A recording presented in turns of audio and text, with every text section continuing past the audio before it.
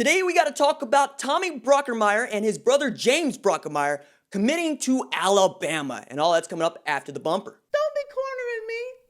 Hold up. Time. You gotta help me with that corner shit.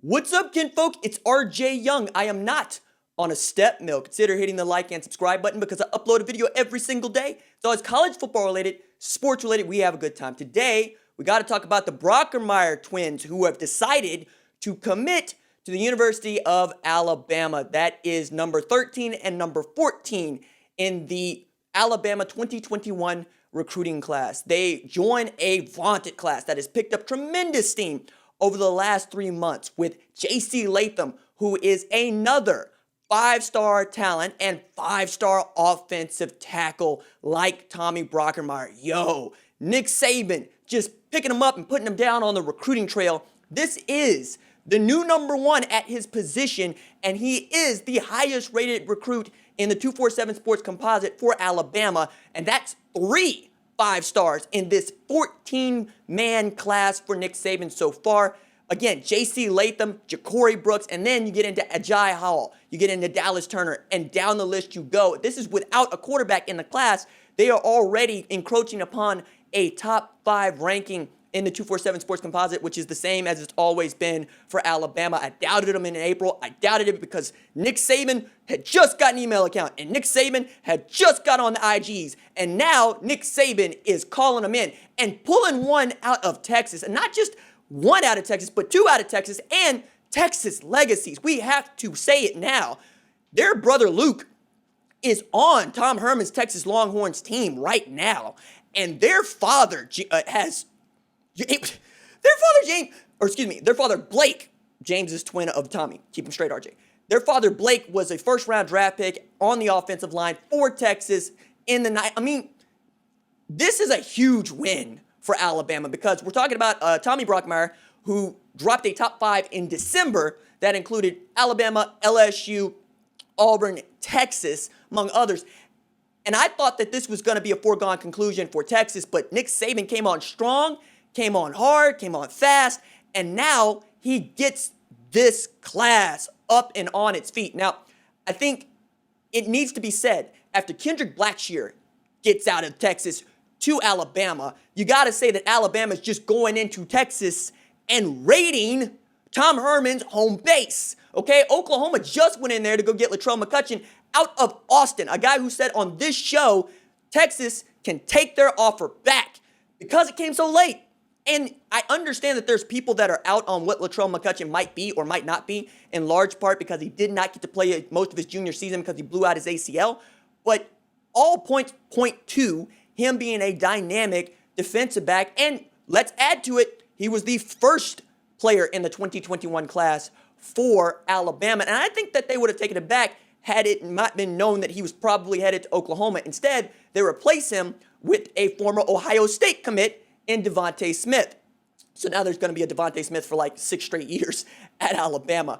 But you go down this list of just hitters for Alabama, and you can come to understand why I was wrong, cat out Nick Saban. I keep thinking that the bottom is going to fall out for him, especially as Kirby Smart has had 2 of the last 3 number 1 recruiting classes in the country, and Kirby Smart continues to recruit like all get out. We're all trending toward an Amarius Mims here as the next big commitment for Georgia. But right now, you got to be on board with what Kyle Flood has been doing. I mean, leaves job at Rutgers, gets on at Alabama, and it's the same as it is. And Steve Sarkisian, who we're all praying for, gets back in good health, everything being okay, gets another great offensive line class coming in. He gets a center and he gets 2 tackles. The easiest to secure in recruiting are the guards, right? Because there's an abundance of guards. It's an athletic position. You can kind of grow those guys up. But offensive tackles that are 6'6", 285 in high school, like Tommy Brockermeyer, or centers who are 6'3", 273, like James Brockermeyer, are hard to come by. It's one of the reasons why in the 2020 class, picking up a guy like Andrew Rain for Oklahoma was such a big deal. This is a kid who's 6'3", 280 pounds, legging out triples. All right? And looks good doing it. Looks really athletic. A guy like Creed Humphrey out of Shawnee.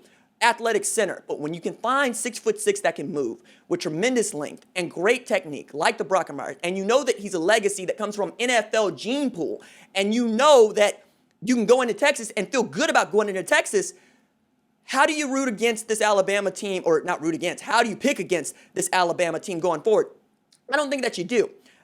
As we continue, though, I'm going to look and see what quarterback ends up going into this class, if one at all, right? Because the thinking with quarterbacks is that you're on 1 year, you're off 1 year, okay? So last year, Alabama was on 1 year. They took the number one player in the top 247, Bryce Young, okay? They took the number one quarterback in the class, DJ Uyunglele, could have had that title as 1A, 1B, right? He went to Clemson.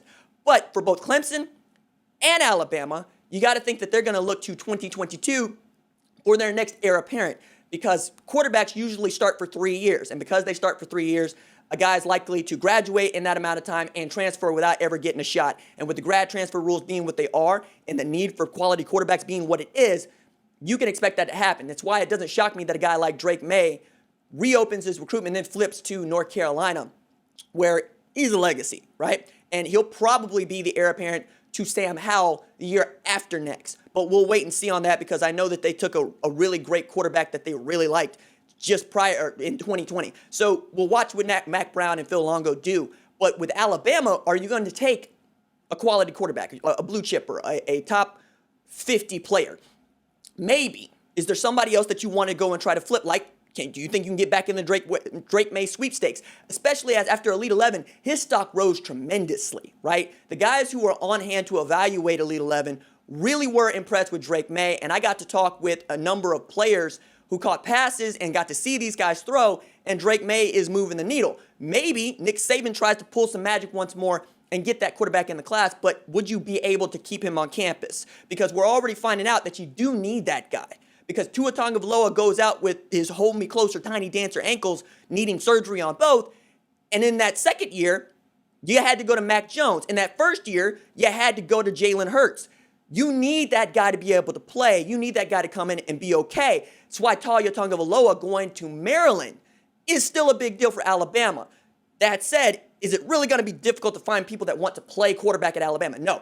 Is it going to be difficult to find somebody in this 2021 class? Could be, because the quarterbacks are basically spoken for that you want in this class. Though Drake May has not signed, like anybody else, a letter of intent. And we don't know if the early signing period is still going to be the early signing period, because we don't know how many football games we're going to be able to get through, right? I'm fairly certain that we're going to try to play football and we're going to try to thread that needle. But whether it's 6 games or 10, we don't know. And whether we get to an early signing period where you could have official visits, because that's the other thing that needs to be said about the Brockermeyer boys. They were able to get onto campus in February, just before everything shut down. And we're finding out the last place that you visited is very important to what your final is and what you believe you ought to be doing when it comes to commitments. I'm excited to see what the Brockermeyer boys do. I'm excited to see what J.C. Latham does. I'm excited to see what Nick Saban pulls out of his hat next. All right, that's it for me. Doses.